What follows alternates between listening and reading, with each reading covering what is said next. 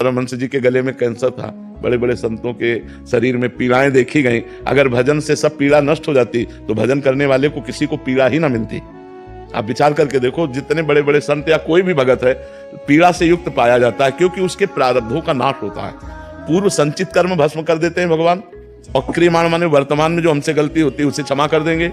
लेकिन जिस समय हमारा शरीर बनाया गया था, उस समय जो रखा गया है कि 20 वर्ष में तुम्हारा हाथ टूट जाएगा, 25 वर्ष में तुम्हारा सर फूटेगा, तुम्हें कैंसर, वो सब होगा, वो सब होगा, चाहे भजन करो या ना करो, उससे कोई फर्क नहीं पड़ता।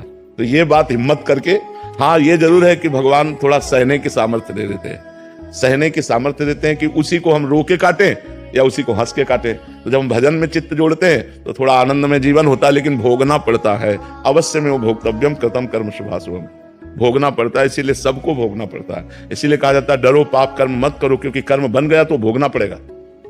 अभी मनुष्य जन्म है तो नाम जप करके, भगवान का आराधन करके, तीर्थ याटन करके, दूसरों की सेवा करके आप मिटा सकते हो, और मनुष्य जन्म छूट गया फिर नहीं मिटा पाओगे, फिर तो भोगना ही भोगना है। इसलिए खूब नाम जप करो और जो कष्ट आवे उसे भोग लो, भगवान का प्रसाद मान करके निकल चलो। बहुत भयावह संसार है, बहुत कष्टमय संसार है, पता नहीं लोग कैसे जीते हैं।